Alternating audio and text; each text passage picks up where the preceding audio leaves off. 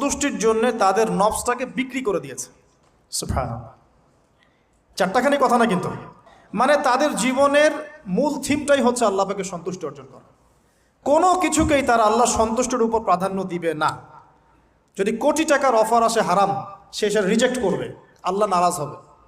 একটা সুন্দরী মেয়ে যদি অফার করে, সে রিজেক্ট করবে, কারণ সে আল্লাহকে ভয় করে। সে আল্লাহ পাকের জমিনের উপরে গায়রুল্লাহ বা কুফফারদের তাগুতদের কোনো লজ ইমপ্লিমেন্ট করতে পারবে না, কারণ সে আল্লাহকে ভয় করে। সে ইকোনমিক লাইফে হালাল হারামের পরোয়া করে চলবে, কারণ সে আল্লাহকে ভয় করে। সে তার পরিবারে পর্দা এস্টাবলিশ করবে, বিকজ সে আল্লাহকে ভয় করে। মানে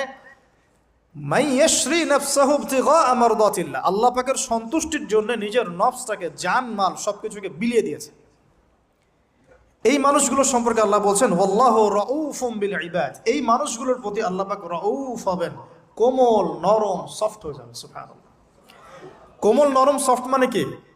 কিয়ামতের মাঠে ডাকা হবে, এই গুনাহগুলো করেছিলে? জি আল্লাহ, আমি এই গুনাহগুলো করেছি। আল্লাহ পাক পর্দা দিয়ে দিবেন। পর্দার পরে বলবেন যে দুনিয়াতে তোমার এই গুনাহগুলো আমি গোপন করে রেখেছিলাম, আজকেও সবগুলো গোপন করে দিলাম, জান্নাতে চলে যাও।